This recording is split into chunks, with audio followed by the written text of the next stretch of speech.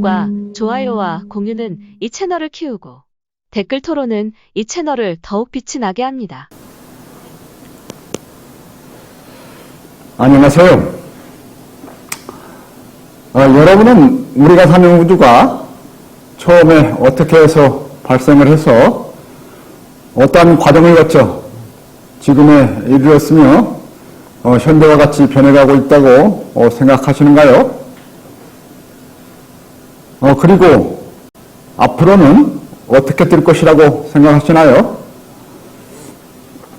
여러분은 이러한 것들을 설명하는 이론으로서 빅뱅 이론이라는 것이 있음을 잘 알고 계시죠? 그런데 이 빅뱅 이론에 대해서 얼마나 상세히 알고 계시며 얼마나 깊게 따져보셨는지요? 과학자들이 말한다고 해서 그대로 믿고 계시나요? 빅뱅 이론이 얼마나 확실하고 분명한 이론이라고 믿으시나요? 스티븐 호킹과 로저 펜로즈 모두가 영국의 수학자이자 물리학자. 호킹은 캠브리지 대학 교수이고 펜로즈는 옥스퍼드 대 교수였지요.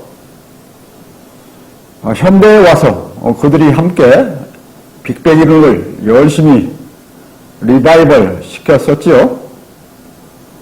그러나 얼마 전 호킹이 죽은 후 동료 펜로즈는 우주에서 빅뱅이 단 한 번 일어날 가능성은 매우 적다.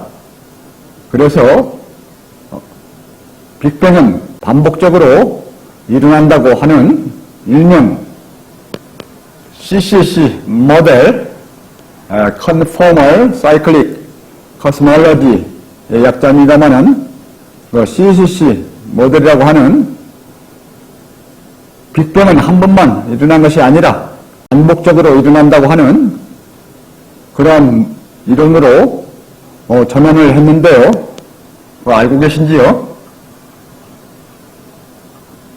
나는 펜로즈가 오랫동안 호킹과 함께 빅뱅 이론을 주창해 오면서 계속하여 초계치 문제, 소위 싱귤러리티라고 하는 특이점 문제, 그리고 엔트로피에 대한 기본 개념, 또한 우주 공간에서의 에너지 균일 문제를 뒷받침하기 위해서 제안됐던 인플레이션 이론, 뒤에서 좀 더 상세히 설명을 드리겠습니다만은 이 인플레이션 이론은 신빙성에 대해서 매우 회의적이었던 것으로 알고 있습니다. 그는 그런 문제들을 해결하기 위해서 CCC 모델로 전환을 한 걸로 저는 이해하고 있는데요.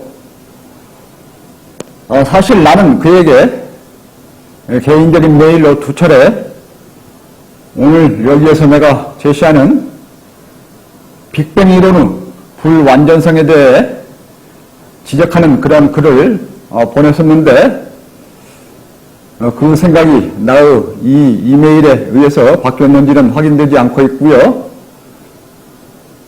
그가 쓴 책에 의하면 현대 세계 물리학자의 70%는 빅뱅 이론을 믿고 있으나 20% 정도는 정성상태 이론이라고 하는 다른 이론을 믿는다고 그렇게 말하고 있습니다. 빅뱅 이론에 대해서는 뒤에서 계속 다룰 것이고요. 정성상태 이론, 영어로는 스테이트 시어리라고 합니다만은 이 정성상태 이론이라는 것에 대해 먼저 간단히 요약해 설명을 드려보면 이 이론은 아인슈타인이 기본적으로 믿었던 그런 이론인데요. 우주 배경 복사열, 이것에 대해서도 뒤에서 다시 설명이 있습니다만은 이 우주 배경 복사열이 관측됨으로써 정형태 이론은 실현해지게 되었고 사람들의 관심에서 그런 사라진 이론입니다. 그런데 그 이론은 우주는 생성 초기부터 공간적으로 균일한 에너지 밀도를 유지하며 같은 형태를 유지해간다 하는 그러한 매우 평범한 이론입니다. 스티븐 호킹은 빅뱅 이론을 강력히 주장하면서 동시에 우주 존재에 대해 신을 전제할 필요가 없다. 모든 물리세계는 그 자체로서 해석이 가능하다. 즉 우주 발생과 변화에 대해서 설명하는 데는 신을 필요로 하지 않는다. 그러한 말을 했었는데요. 그러나 나는 그가 주장하는 빅뱅 이론이 차라리 큰 맥락에서 기독교가 말하는 신에 의한 우주 창조설, 그 창조설에 매우 가깝다고 느끼고 있습니다. 왜냐하면 빅뱅 이론은 우주를 단 한 번 만들어 계속하여 한 방향으로 진행해 가도록 말하고 있기에 매우 의도적인 목적으로 우주를 창조해서 때로는 관리까지 한다고 표현합니다마는 의도적으로 우주를 창조했다고 하는 그 기독교 창조설과 같은 그런 느낌이 듭니다. 그는 신의 존재를 부정하면서도 사실상 신에 의한 우주 창조설에 가까운 그러한 이론을 주장하고 있다고 나는 그렇게 느끼고 있습니다. 여러분은 우주가 무한소의 크기와 무한 밀도의 어떤 특정 에너지 양으로 오직 한 번만 만들어져서 어떤 특정 시기에 대폭발을 일으켜서 그 뒤 계속 오직 한 방향으로 확장되어 가기만 한다는 그러한 설명을 쉽게 믿으실 수 있나요? 우주의 그토록 크고 긴 역사에서 잠깐 일부만을 관찰해서 우주 전체와 과거에 대한 모든 것을 극히 간단한 과정으로 설명할 수 있다고 그렇게 생각하실 수 있나요? 인간이 생각하기 편한 대로 정립해 버렸다고 생각되지 않으시나요? 빅뱅 이론이 맞다면 우주 미래는 어떻게 될까요? 계속해서 확장되기만 하고 결국은 에너지 밀도가 작아지다가 사라질 것이 아닐까요? 혹시 팽창과 수축이 반복된다면 어떤 힘으로 다시 수축이 일어나는 것일까요? 나는 요즘은 현대 물리학자들이 소설가, 이야기꾼들이 아닌가 그렇게 생각될 때가 많습니다. 일관성이 없이 이런저런한 중구난방의 이야기들을 경쟁하며 쏟아내놓는 것을 듣곤 합니다. 하기야 하나의 큰 과학적 진실이 확고히 확인되기 전에는 오랫동안 수많은 상상과 추정들이 있을 수 있겠지요. 지구가 둥글다는 것도 그러했고 지동설, 천동설의 반대인 지동설도 그러했고 동양에서 그토록 오래 이야기되었던 음양 오행설도 그러했었으니까요. 오늘 말씀드릴 내용은 저의 영문 저서 Human, God and Truth 이 책을 위주로 해설해드리고 있는 진자평에서도 간간히 언급해드렸었고, 또한 세계인들을 상대로 하여 별도로 영어로 영상물을 만들어 올리기도 했던 그런 내용인데요.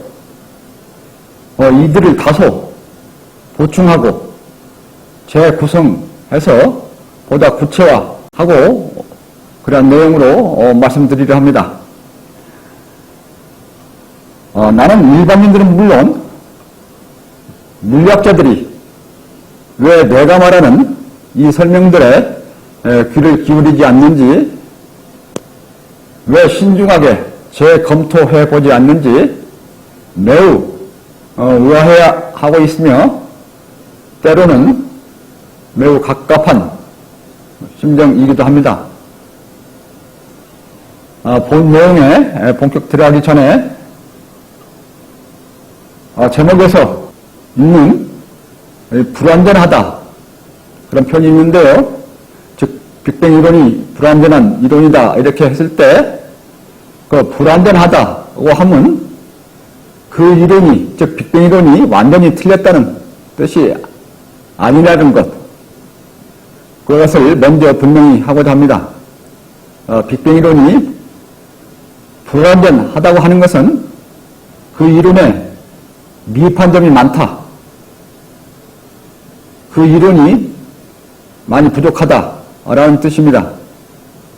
다시 말씀드려, 불완전하다고 하면 완전히 틀렸다는 뜻이 아닌 완전하지 않다, 부분적으로 또는 일부에 대해서 옳다 하는 뜻이 된다는 것입니다.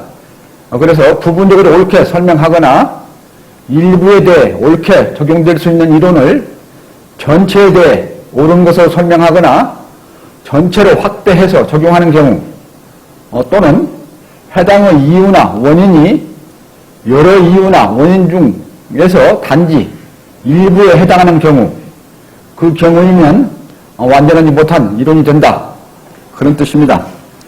그래서 빅뱅 이론의 불완전한 이유 이렇게 말했을 때 빅뱅 이론이 완전히 틀렸다는 그런 뜻은 아니고요. 일부적으로는 옳고 그러나 전체적으로는 맞지 않다, 이런 뜻이고요. 여러분은 세계적으로 수많은 탁월한 과학자와 관련 연구자들이 최신식의 망원경과 분석 장비들을 이용해서 관찰하고 연구하는 그러한 결과로서 내세우는 빅뱅 이론을 왜 온참은 불완전한 이론이라고 하는지 궁금하시지 않나요?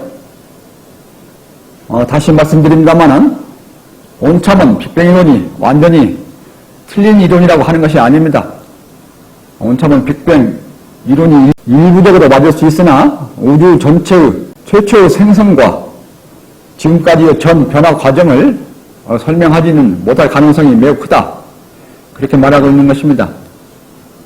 여러분은 온참이 왜 빅뱅 이론이 완전하지 못한 이론이라고 말하는지 매우 진지한 관심을 가지고 그에 초점을 맞춰서 검토해 주셨으면 합니다.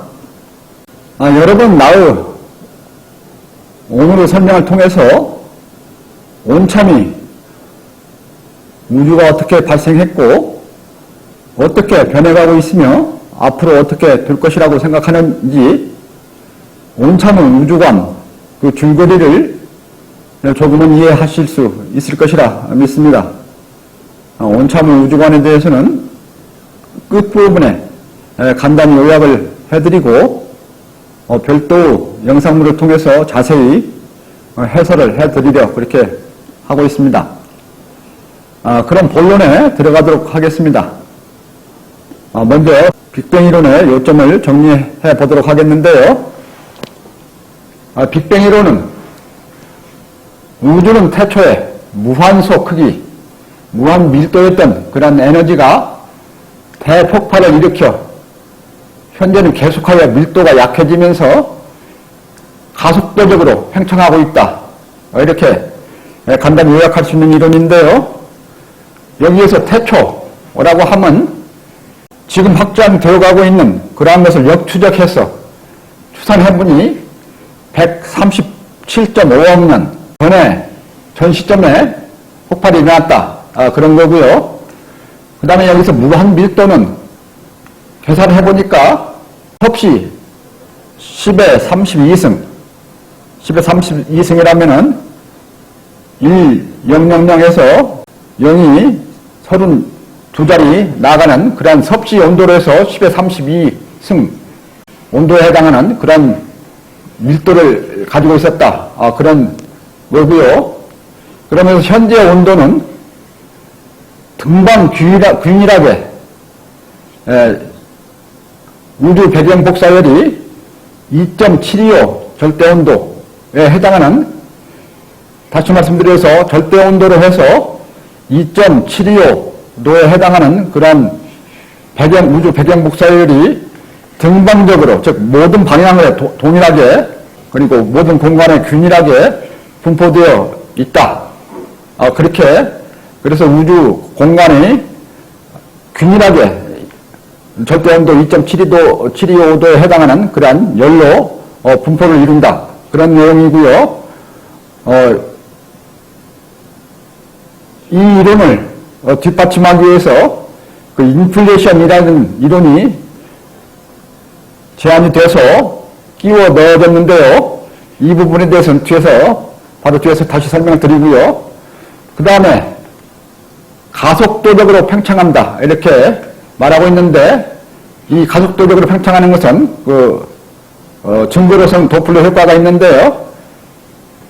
도플러 효과에 의해서 팽창하는 것은 설명할 수 있고, 더구나 가속도적으로 팽창하는 이유는 이 암흑 에너지, 우주 공간의 70% 넘는 암흑 에너지가 있어서 암흑 에너지가 청력으로서 밀어내는 힘, 청력으로 작용해서 가속도가 일어난다. 이렇게 설명을 하고 있는데요. 이러한 것들이 빅뱅 이론의 요점이 되겠습니다. 이러한 빅뱅 이론에 대해서 증거로 내세우는 그런 것들을 보겠습니다.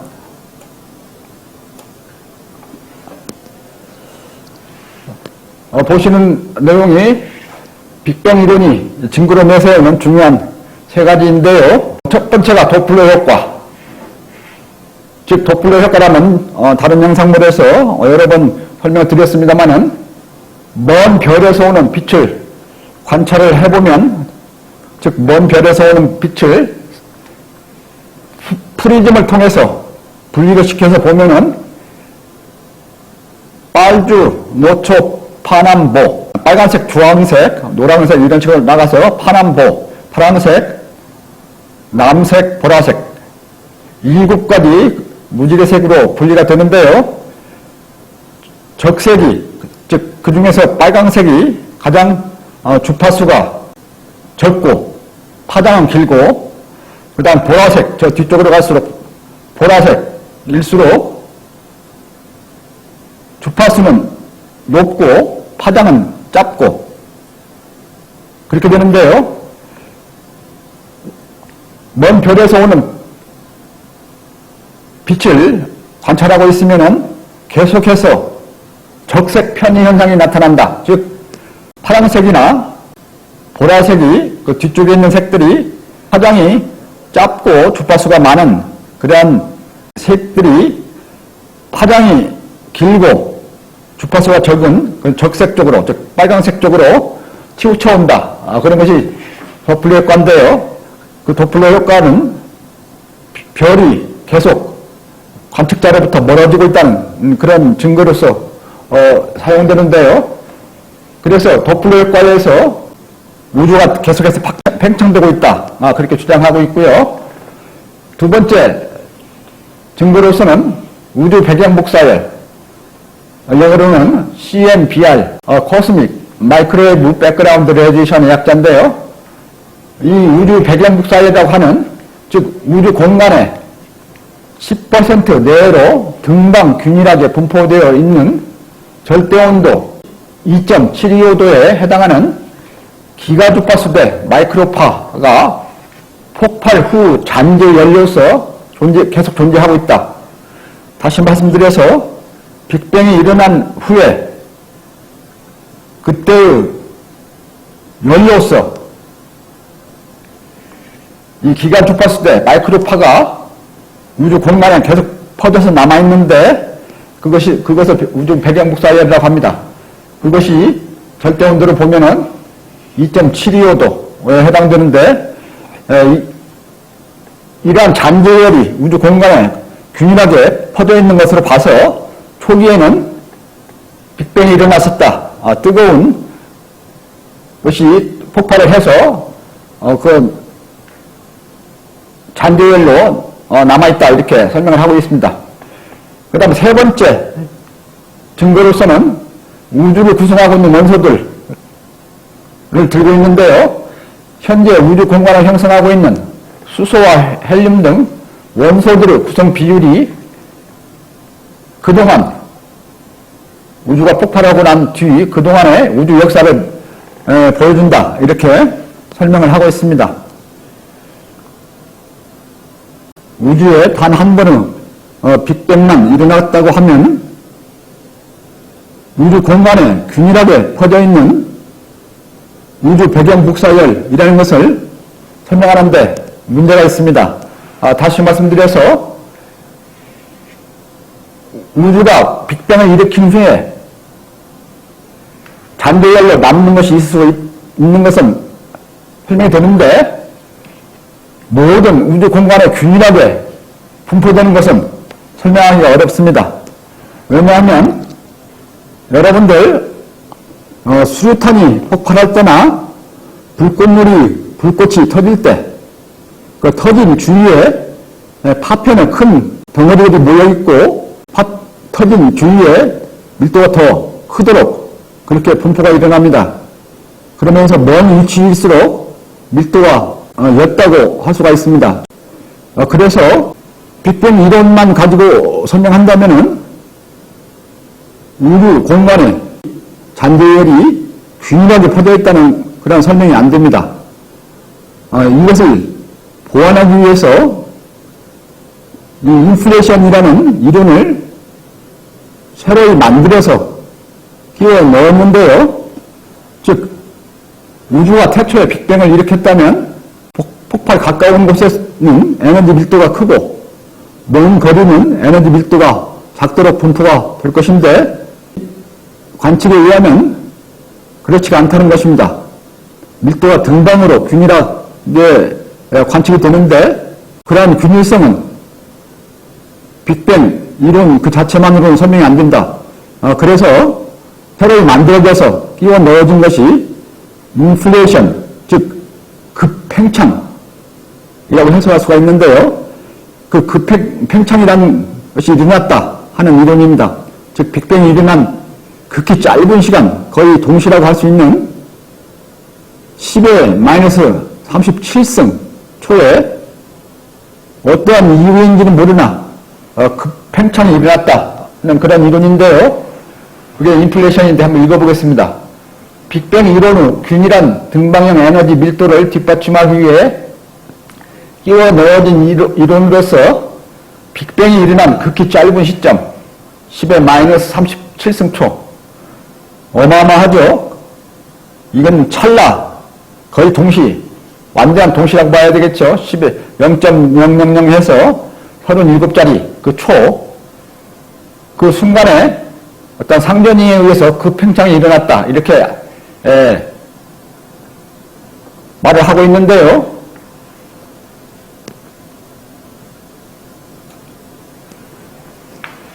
이 그림 보시는 바와 같이 이게 우주가 최초에 빅뱅을 일으켜서 이 빅뱅 시점입니다. 빅뱅을 일으켜서 확장이 돼가는데 여기서부터 이렇게 확장이 돼가는데 제대로 한다면은 이 빅뱅 이론에 의해서 확장이 된다면은 원뿔 모양이 돼야 될 것입니다. 원뿔 모양이 될 텐데 그렇다면은 아까 말씀드린 것처럼 우주 공간에 잔재안의 에너지 밀도가 균일할 수가 없습니다. 빅뱅이 일어난 그 가까운 데서는 밀도가 클 거고요. 먼 곳에서는 밀도가 작아서 균일성이 나타나지 않기 때문에 빅뱅이 일어난 즉시 바로 즉시 10-37승이라고 그랬죠. 그쵸.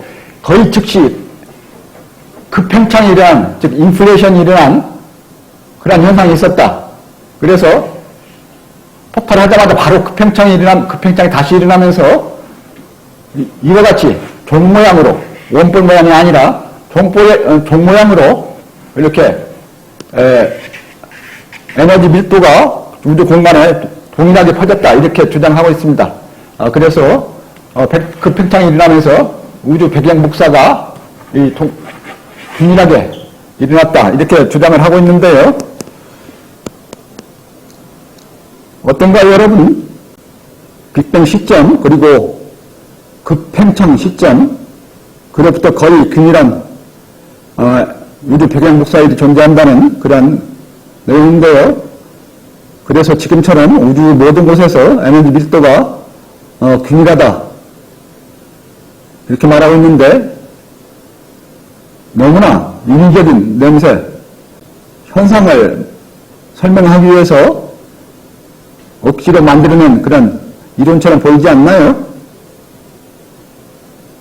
급팽창이, 즉 인플레이션이 어떤 이유로 일어났는지 그에 대한 설명은 안 하고 있습니다.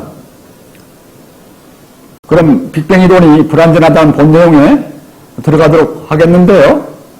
먼저 빅뱅 이론의 불완전성에 대한 7가지 이유를 제목 위주로 해서 보여드리고 있는데요. 7가지입니다. 첫 번째가 기본 전제의 부적합성, 기본의 전제로 하고 있는 것이 적합하지 않다는 것이고요. 두 번째는 이론의 부자연성, 앞에 잠깐 언급을 한 것 같습니다만은 이론 자체가 굉장히 부자연스럽게 보인다. 세 번째는 물리적 관측의 한계성, 관측하고 있는 시간, 얼마나 오랫동안 관측을 했는가, 또는 어느 범위 내에서 관측을 하는가 하는 한계성, 증거의 불충분성, 증거가 불충분한 것 같다. 꼭 빅뱅 이론을 증거하는 그런 것으로만 쓸 수가 있는가 하는 것입니다. 다섯 번째는 무한 역추정의 불합리성, 즉 잠깐 일어난 현상을 계속 무한정 역으로 추정을 해서 태초라든가 이것을 말할 수가 있는가 하는 그런 거고요. 여섯 번째, 단일 프로세스 부적정성, 즉 우주가 한 번 만들어서 계속 확장해가는 그런 하나의 프로세스로 말할 수 있는가, 그런 그것이 적정한가 하는 것이고요.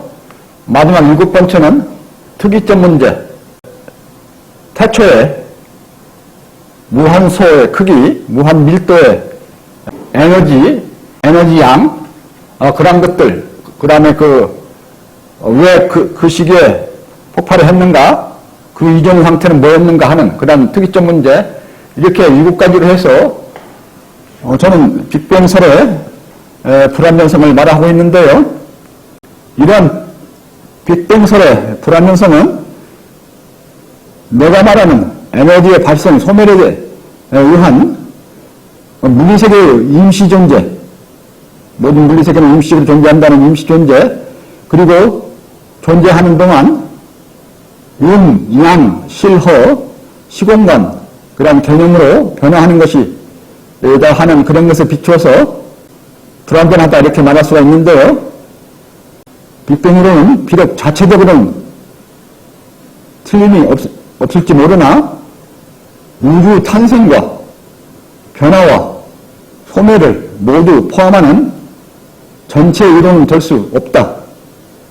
변화에 대해서만도 에너지를 발산하는 양의 세계, 제가 설명하는 양, 실허, 그런 시공간에서 양의 세계 위주로 설명하는 이론처럼 보인다. 그런 내용인데요. 구체적으로 하나하나에 대해서 설명을 드리도록 하겠습니다. 첫 번째 이유인데요. 기본 전제의 부적합성. 먼저 읽어드리고 부연 설명을 드리도록 하겠습니다. 우주 전체에 대해서는 에너지 보존의 법칙과 엔트로피 법칙이 적용되지 않는다. 비유를 구름의 세계나 또는 깊은 바닷속의 물고기 예를 좀 들어서 설명을 하고 있는데요. 뒤에서 그런 설명 드릴 거고요. 모든 물리적 존재는 완전 능동적이 아니어서 스스로 태어나거나 영구히 존재할 수 없으며 양에서 유한하다.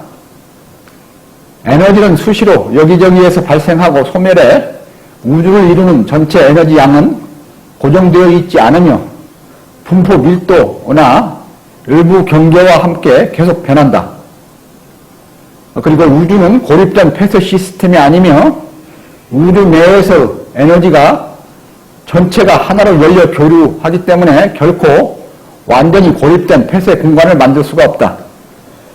빅뱅 이론이 기본 존재로 삼고 있는 에너지 보존의 법칙, 즉 에너지는 초기에 특정한 양으로 만들어져서 계속 폭발해서 확장만 들어가고 있다고 이렇게 설명하는데 그러면서 에너지 보존의 법칙을 바탕으로 깔고 있고 또한 엔트로피 법칙을 깔고 있는데 이 자체가 이 기본 존재로 하는 이 자체가 잘못되어 있다. 저는 그렇게 설명을 합니다. 즉 이 우주 전체의 관점에서 볼 때 물리학자들이 물리학에서 가장 기본적으로 삼는 에너지 보존의 법칙과 엔트로피 법칙이 우주 전체에 대해서는 적용될 수 없다. 우주 전체에 적용되는 데는 적절함이 없다는 그런 것이고요. 먼저 에너지 보존의 법칙의 관점에서 자세히 설명을 드려보면 물질은 스스로 발생하거나 스스로 영원히 존재해가도록 그리고 원천적이고 능동적이고 영구적인 그런 존재가 아니라는 것입니다. 물질은 자체가 갖는 성질에 의해 만유인력이나 중력이나 전자기력과 같은 다소 능동적으로 보이는 그 힘들에 의해 변화가 일어나기는 하나 이러한 힘들에 의한 능동성은 매우 제한적인 능동성에 해당할 뿐이고 생명에서 이치를 깨달음에 의해서 능동적인 변화나 활용 이런 것들이 있는데요. 특히 인간 같은 경우에는 이치를 연구를 해서 물질을 통해서 그것을 구현하고 실현을 하죠. 그러면서 활용을 하죠. 그런 능동성 정도에 미치지 못한다. 물질은 예를 들어서 힘에 의해서 중력에 의해서 위에서 아래로는 떨어지더라도 아래에서 위로는 올라갈 수 없죠. 그러나 인간은 아래에서 위로도 올라가죠. 물론 기계를 이용할 수도 있고 걸어서 올라갈 수도 있습니다만은 능동성이 다르죠. 물질이 갖는 정해진 이상의 능동성은 아니다. 물질이 갖는 성질에 의해서 나타나는 그러한 능동성, 고정된 능동성일 뿐이다. 그런 뜻이고요. 더욱이 신과 같이, 제가 말하는 신과 같이 가장 원천부터 스스로 존재하면서 영구히 존재해갈 수 있는 그런 능동성은 더욱 아니다. 100% 능동성은 변함이나 있다가 없다가 하는 그런 것이 없이 어느 것에도 의지하지 않고 자기 자체 스스로 영구히 존재하는 것을 의미하게 되는데 물질과 신의 중간적인 존재인 생명체의 능동성은 신과 물질 중간에 있죠. 이치를 알아서 이를 물리적인 방법으로 실현 또는 응용해내고 활용을 하면서 자신을 변화시켜갈 수 있는 그런 능동성을 갖게 되죠. 그런 능력을 갖지요. 그래서 생명체들은 순수한 물질이 갖는 정해진 그런 성질에 의한 극히 한정된 능동성보다는 더 큰 능동성 같지요. 물질은 주어진 성질에 의한 제한된 능동성, 그 다음에 생명체는 이치를 알므로써 이용하는 그런 능동성, 그 다음에 신은 스스로 처음부터 영구히 존재해가는 그런 능동성, 신은 어떠한 존재에 의지하지 않고 스스로 존재하면서 영구히 존재할 수 있는 100% 능동성, 이렇게 저는 표현하고 있는데요. 에너지를 포함한 모든 물질은 스스로 발생될 수가 없습니다. 따라서 그들은 외부적인 여건에 의해서 임시적으로 발생했다가 결국은 사라질 수밖에 없습니다. 그것이 제 굳은 생각이고요. 그래서 모든 물리적 존재들은 일상적으로 보고 느끼는 바와 같이 항상 유한하고 불완전하고 계속 변하고 따라서 임시적으로 존재하고 그 다음에 사라지는 그러면서도 항상 상대적이고 수동적인 그런 존재입니다. 물리적 존재는 모두가 임시적인 것입니다.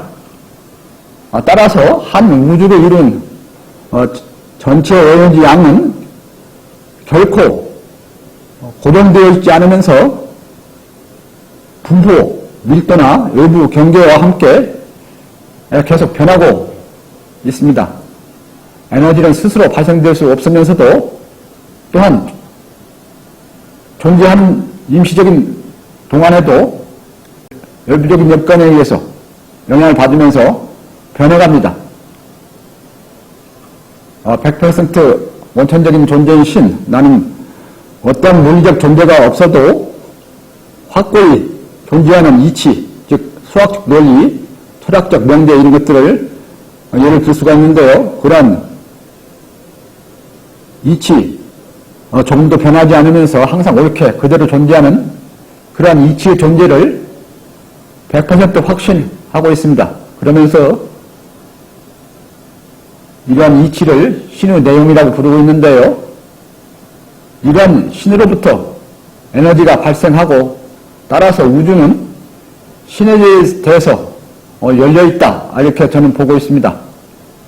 즉 우주는 자체적으로는 보존적이고 자체적으로는 폐쇄되어 있다, 그렇게 볼 수 있지만 신에 대해서는 열려있다.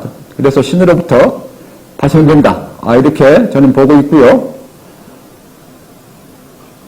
다음으로 연력학 제2법칙에 해당되는 엔트로피 법칙에 대해서 좀 더 자세히 말씀드려보면, 엔트로피 법칙은 앞에서 취급했던 에너지 보존의 법칙을 기본으로 하면서 시간이 지날수록 무질서, 영어로는 디스오더라고 하죠. 그 무질서 또는 무작위, 랜덤리스, 무작위가 계속 커질 뿐이라는 그런 법칙인데, 우주 전체 입장에서 에너지가 수시로 발생하고 소멸한다고 한다면 엔트로피 법칙은 의미가 없게 됩니다. 다시 말씀드려서 엔트로피 법칙은 완전히 폐쇄된 시스템에서 가능하나 우주는 완전히 폐쇄된 시스템이 아니고 에너지의 발생 소멸이 있기에 엔트로피 법칙을 우주 전체에 대해 적용할 수는 없다. 그래서 우주는 한 방향으로 계속 확장만 돼가고 또한 시간도 한 방향으로만 흐른다. 그러한 것은 틀리다 하는 것이 제 생각이고요. 스티븐 호킹은 arrow of time, 시간의 화살이라는 표현을 썼습니다마는 펜 로즈는 cyclic of time이라고 했습니다. 그래서 빅뱅이 계속해서 반복된다고 표현하고 있고요. 저는 그러한 것도 또 그 펜로즈가 말하는 그러한 것과 다른 개념이고요. 하여간 인간이 우주 전체의 시간이 단일 방향으로 진행된다고 그렇게 생각하는데요. 저는 그렇게 생각하지 않고요. 시간이란 단지 특정 대상이 존재하고 어떻게 변해가는가 하는 대상에 따라서 다른 개념일 뿐이다, 이렇게 저는 보고 있고요. 그래서 이상을 정리를 해보면 에너지는 여기저기에서 수시로 발생하고 발생한 에너지는 자체가 갖는 그런 점성력과 공간 확산력의 그런 상호 어울림에 의해서 공간상에서 밀도가 존재하게 되는데, 그리고 이 공간 밀도가 에너지의 발생, 소멸의 속도와 어울리면서 양자적으로 뭉쳐 중력을 포함한 기본적인 힘들이 발생하고, 또한 이 힘들에 의해서 수많은 구조적 단계들을 거치면서 물질의 세계를 형성하고, 밀도가 지나치게 크게 되면 폭발이 일어나고, 그래서 다시 흩어지고, 그러면서 에너지가 바탕이 되는 물리세계와 그러한 양자원을 거쳐서 다양한 밀도로 뭉쳐있는 그러한 물질의 세계, 그러한 변화들이 일어난다. 저는 그렇게 말하고 있습니다. 그러면서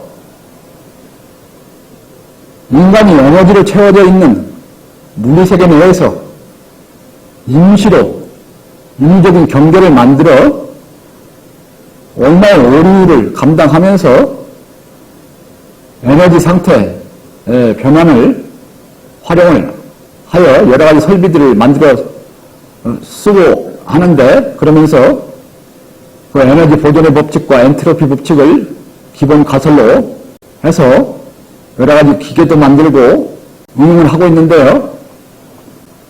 이는 큰 바다 또는 호수에 사는 물로 가득 차 있는 그런 물고기처럼 에너지로 가득 차 있는 우주 공간에 존재하는 인간으로서 어느 정도의 오류를 감당하면서 경계를 만들어서 그것을 경계를 중심으로 해서 폐쇄 시스템으로 보면서 에너지 보존의 법칙과 그 다음에 엔트로피 법칙을 적용하고 있다. 이렇게 저는 설명하고 있는데요.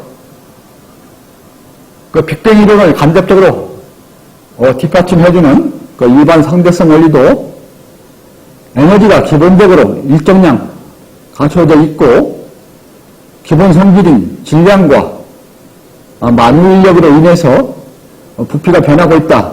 그런 전제하에 그 시공간 개념을 전개해 나가고 있습니다. 그래서 에너지가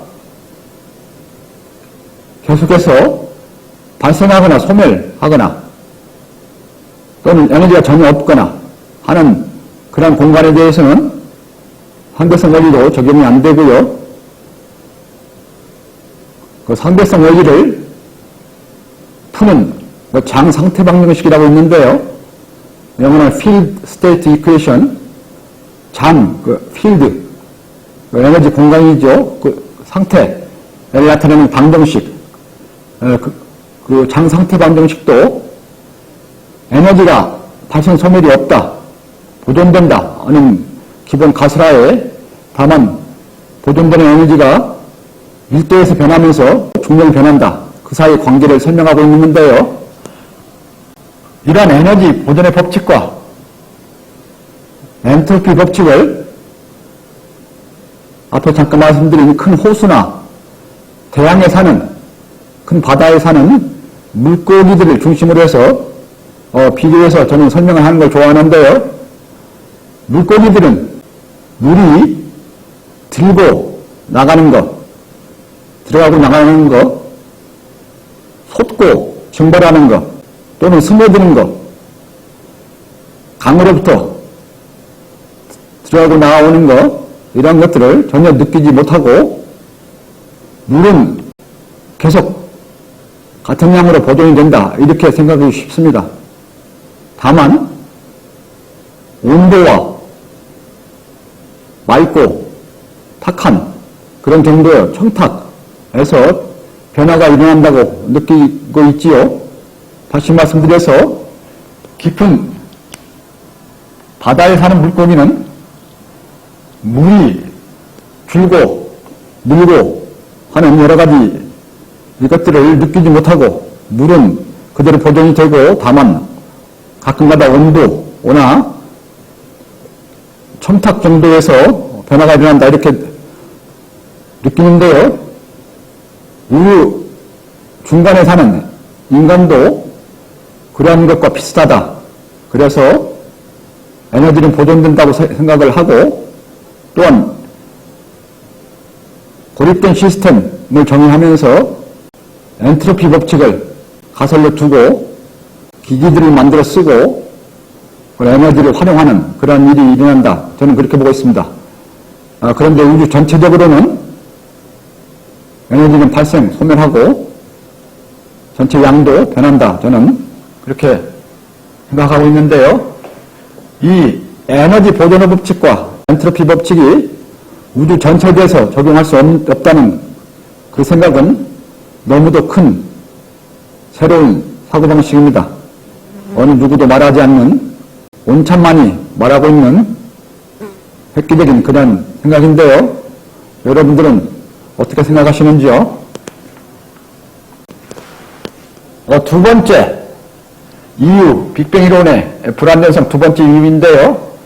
이론의 부자연성, 즉 이론이 자연스럽지 않다 그런 것인데요. 구체적인 예로서는 무한 소의 문제, 무한 밀도 문제, 즉 태초에 크기는 거의 무한히 작고 밀도는 무한히 크고 그러면서 무한히 뜨겁고 하는 그런 무한 문제가 있었는데 실제 무한은 물리세계에서는 존재할 수가 없고요. 그래서 왜 꼭 그 양의 에너지가 있어야 됐고 그 당시에 한 번만 폭발을 해야 됐는가?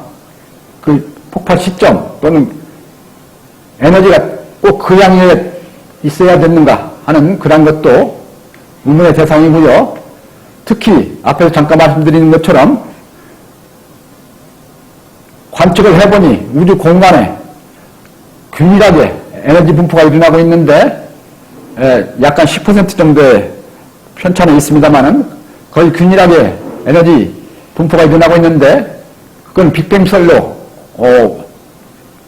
설명할 수 없으니까 인플레이션 이론을 만들어서 끼워 넣었는데 왜 그 시기에 인플레이션이 일어났어야 했고 더구나 빅뱅 거의 즉시 인플레이션이 다시 일어났어야 했는가 하는 그런 매우 이거는 인위적인 그런 냄새가 크게 나는 그런 것이고요.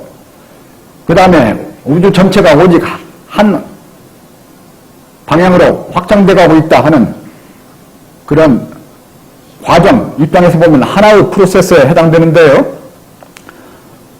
우주 전체가 하나의 프로세스로 진행된다. 이것이 굉장히 부자연스럽다. 그렇게 저 보고 있습니다. 뒤에서도 보충 설명을 드리겠고요. 이것에 대해서는. 그래서 이러한 부자연성은 신에 의해서 목적적으로 우주를 창조했다고 하는 우주 창조설과 궤를 같이 한다. 저는 그렇게 보고 있는데요.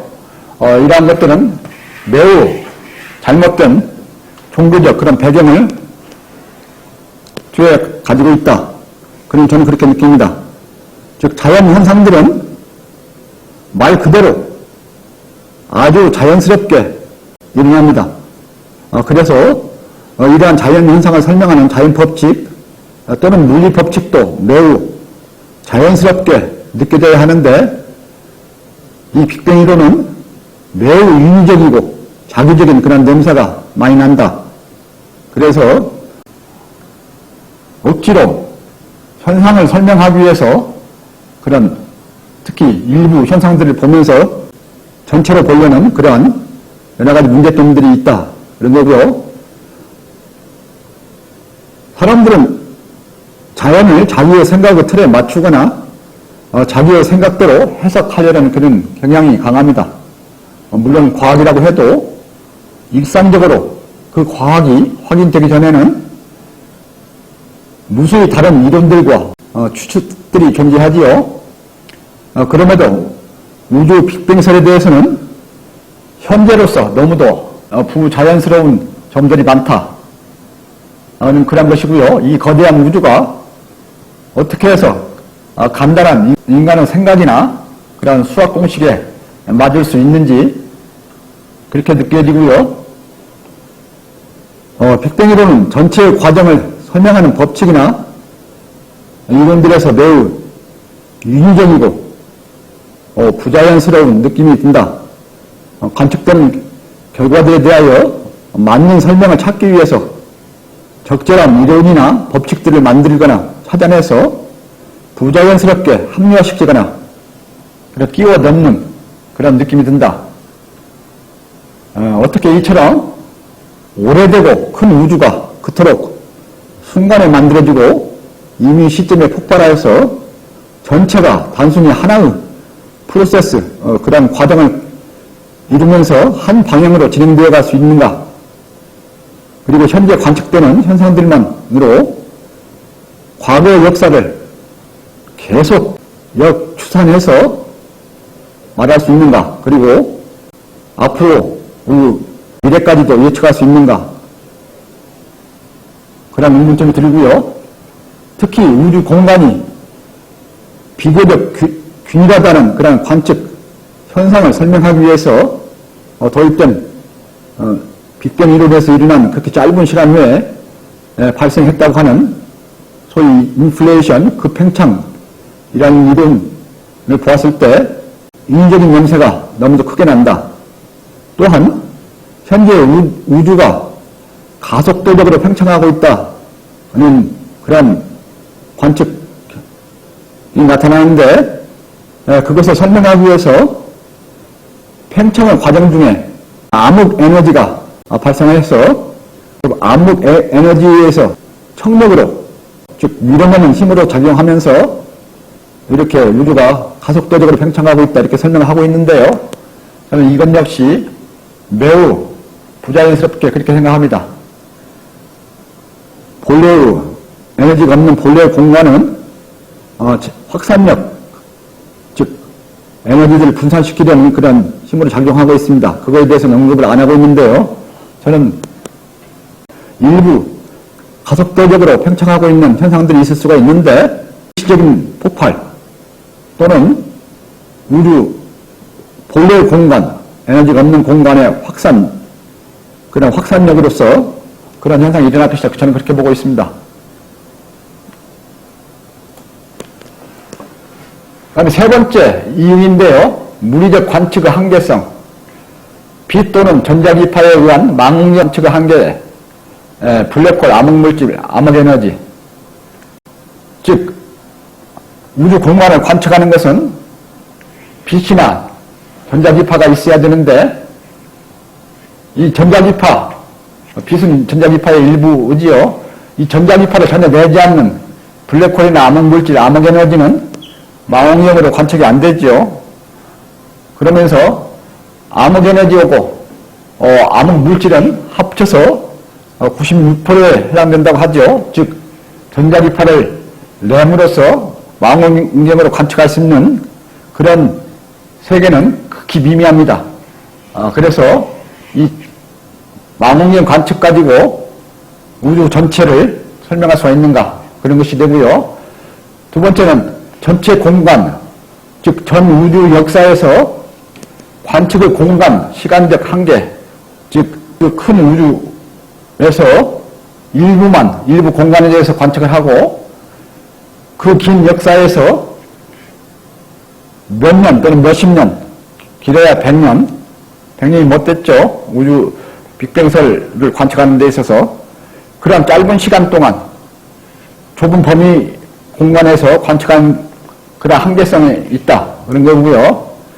세 번째는 물리학자들이 말하는 사건 지평선입니다.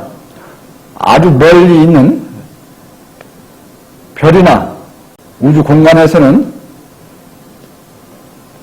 빛이 계속 발산이 되고 있다고 해도 아직 우리에게 도달이 안 되고 있는 그런 어떤 지평선이 존재하는데 그 지평선 넘어 있는 그런 우주 공간에 대해서는 빛이 도달이 안 돼서 우리가 볼 수가 없고요. 관측할 수가 없다. 그 세계를 알 수가 없다. 그런 것이 되는데 이러한 것들이 물리적 관측의 한계성에 해당되는데 그럼으로써 빅뱅이론은 공간적 입장에서 인간이 단지 전자기파로 관측할 수 있는 그런 영역만을 취급하거나 시기적으로 계속해서 변하고 있는 그런 장구한 우주 역사 중에서 단지 최근에 일어나고 있는 그러한 현상에 대한 정보를 중심으로 해서 그런 일부 공간에서 일어난 변화에 대한 그러한 정보만으로 가지고 빅뱅 이론을 말할 수 없다. 즉 전체 우주에 적용할 수 없다. 그런 의미고요. 따라서 인간은 양의 실, 음의 실, 양의 허, 음의 허 이런 음양, 실, 허 공간으로 해석하는 저 입장에서 보면은 그런 공간 내에서 단지 빛을 내는 양의 실 공간 위주로 관측이 일어나고 있다. 저는 그렇게 느끼고 있고요. 그러면서 우주는 96%에 이르는 인간이 보지 못하는 문의 영역, 즉 블랙홀이나 암흑물질 그런 영역 또는 허의 영역, 암흑에너지 그런 영역을 포함해서 전체로 에너지가 순환하는데 그러면서 우주 공간이 만들어지는데 빅뱅 이론은 단지 인간이 전자기파로 측정할 수 있는 양의 실 영역만을 위주로 관측하면서 취급하고 있지 않나 그런 것이고요. 또한 멀리 있는 별로부터 오는 빛이 가까이 있는 별로부터 오는 빛보다 오래된 그런 정보인데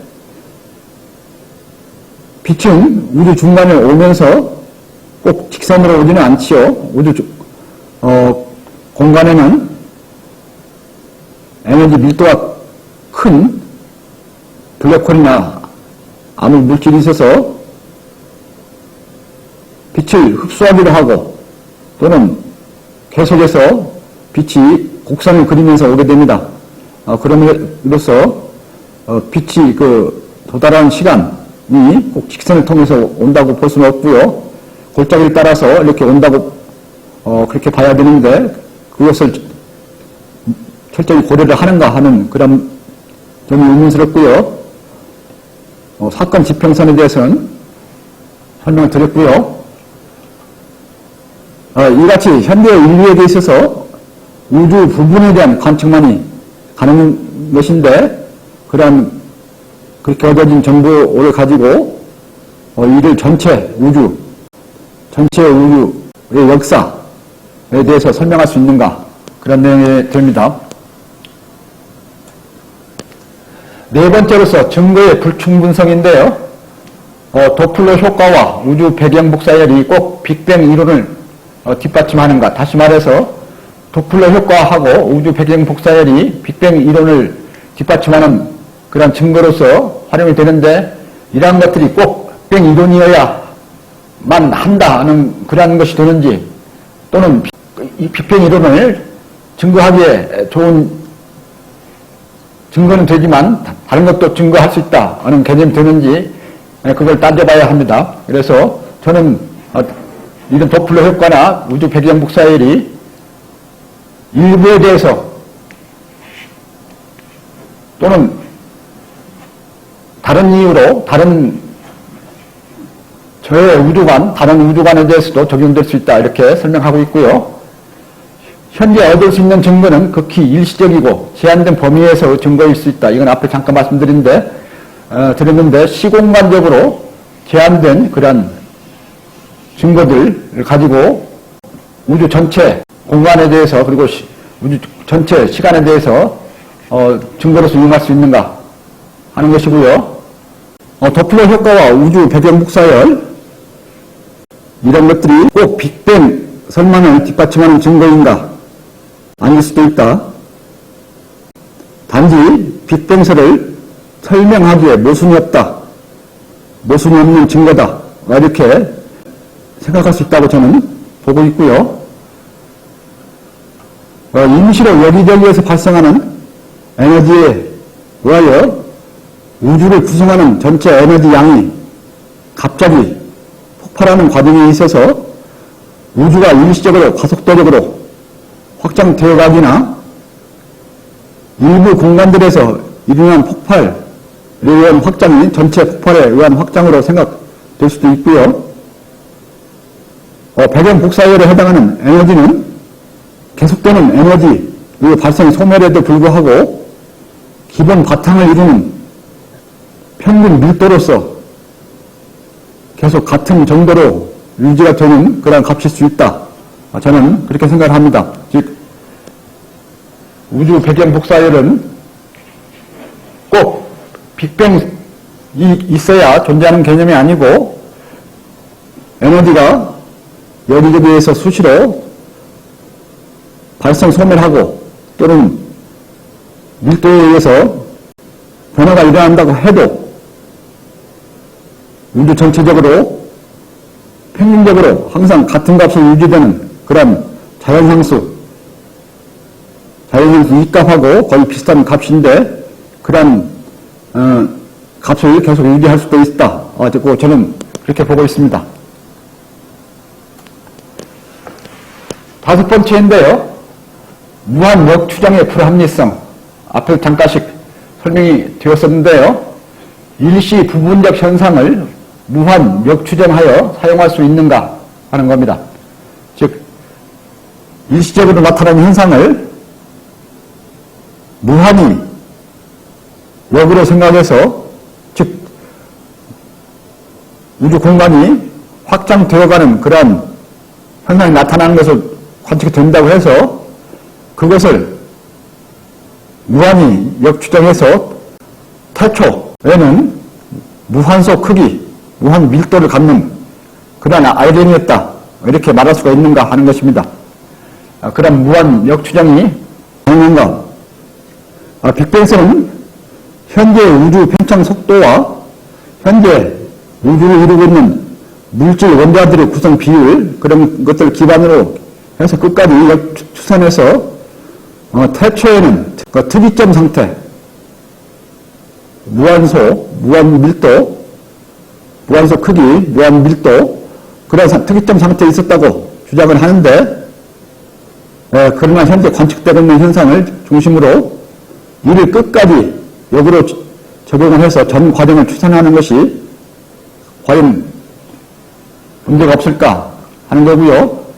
현재 일어나고 있는 현상들이나 유지되고 있는 그런 상태들은 반복되는 여러 사이클 중에서 한 경우일 수도 있고요. 일시적인 현상이거나 우주 일부에서 일어나는 현상일 수도 있고요. 아주 안정된 적정 현상으로서 계속하여 그 상태를 유지하고 있을 수도 그런 것인데요. 이러한 현재 일부 증거들만을 중심으로 해서 그것을 극한으로 확장을 해서 적용을 하면서 초기의 상태를 말하는 것은 무리일 수가 있다. 그렇게 보는 것이 제 생각입니다. 다음은 여섯 번째, 단일 프로세스 부적정성. 이 큰 우주가 단 한 번 발생해 단지 한 방향으로 계속 확장만 돼간다. 이렇게 말할 수가 있는가? 즉 하나의 프로세스로서 하나의 과정이죠. 하나의 과정으로만 설명할 수 있는가 하는 것입니다. 즉 에너지 양도 딱 그 양이어야 했는가? 그러면서 폭발 시점도 딱 그 시점이 했는가? 그리고 오직 한번 폭발을 해서 계속 확장만 되어가는가? 그런 하나의 과정, 한 프로세스로 이루어진 과정인가? 그렇지는 않을 것이다 하는 것이 제 생각이고요.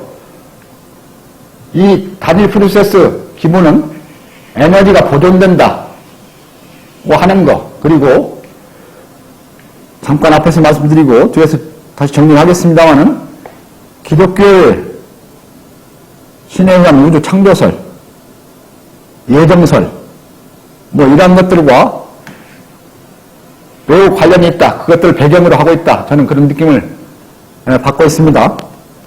그래서 이 구름이라든가 구름이 형성되고 없어지고 하는 그런 것이라든가 또는 강이, 물줄기가 형성되는 것도 쉽게 생각하면은 한 번에 일정한 양이 우주를 시작해서 계속 그 물이 줄기를 이루면서 흘러내려서 바닥까지 가는 것처럼 생각되지만 실질적으로는 그렇지 않죠.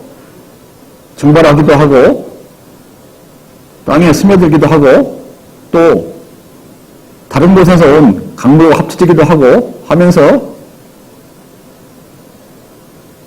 물 방울 입장에서 보면 또는 분자 입장에서 보면 계속 바뀌면서 그것이 하나의 흐름으로 보일 뿐입니다. 새끼들도 마찬가지고요. 생명들이 이어가는 그런 현상도 마찬가지죠.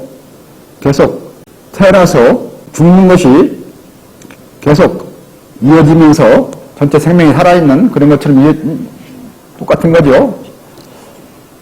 그래서 실질적으로는 강줄기는 수많은 물방울들이 들고 나고 그 이동하는 과정이 되고 그리고 수많은 샘과 수많은 골짜기에서 흘러나오는 물들이 합쳐지고 또한 흐르던 물들이 땅속으로 새어들거나 증발하고 그러면서 전체 그런 이어진 모습으로 보인다. 구름의 형성도 유사하다. 그리고 새끼줄 생명체들의 연속도 유사하다. 그런 내용이고요. 그러면서 어찌 이 큰 우주가 동시에 하나로 시작해서 하나의 프로세스, 하나의 과정을 거치면서 오직 하나의 방향으로 진행된다. 그렇게 단언적으로 말할 수가 있는가? 그것이고요. 이것들은 에너지 보존의 법칙과 기독교에 의한 신의 창조설, 그러면서 배경으로 함을 느낀다 하는 것이고요. 마지막으로 7번째 이유인데요. 특이점 문제입니다. 즉 태초의 무한소 크기, 무한 밀도를 이루면서 무한소 크기로서 있다가 그것이 폭발하면서 에너지가 확장돼 가고 있다. 그게 우주 공간이다 이렇게 말하고 있는데 그 무한소 크기는 플랑크 크기라고 말하고 있기도 하고 어느 때는 이걸 언급을 안 할 경우도 있고요. 무한 밀도도 마찬가지입니다. 무한 밀도라고 표현했다가 무한 존재하지 않는다 하니까 섭씨로 계산해 보니까 지금으로부터 역주산해 보니까 10의 32승 섭씨 온도 10의 32승 온도는 10000에서 32자리죠. 온도에 해당하더라 이렇게 말하고 있는데 이렇게 이런 문제 그러면 왜 꼭 그 크기여야 하고 그 온도여야 했는가 또는 그 에너지 양이어야 했는가 에너지 양하고 밀도하고 그 다음에 그 온도하고 관계가 있습니다만은 그 다음에 그 시기 왜 그 시기에 꼭 폭발했어야 했는가 특히 빅뱅이 일어나기 이전의 상태는 뭐였는가 어떻게 해서 그 에너지는 만들어졌고 그 이전은 어떤 상태였는가 하는 것이 설명이 안 되고 있습니다.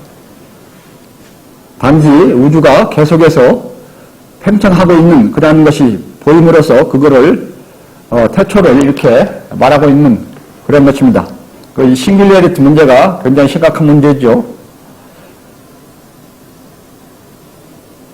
그러면서 빅뱅이론은 빅뱅이 일어나기까지의 조건들, 즉 그토록 많은 에너지 양과 그토록 큰 에너지 밀도를 태초에 누가 준비했거나 그것이 어떻게 준비되었는지 왜 하필 그 시점에 터뜨려졌는지 전혀 설명하지 못하고 있고요. 특히 빅뱅 이전의 문제는 아예 언급을 회피하고 있습니다. 이상 7가지 그 빅뱅 이론이 우주 전체의 탄생과 진행에 대해서 설명하는 완전한 이론이 될 수 없다. 그런 7가지 이유를 설명을 드렸는데요. 더불어서 이 이론에 의하면 우주는 계속하여 가속도적으로 확장되어 가기만 한다.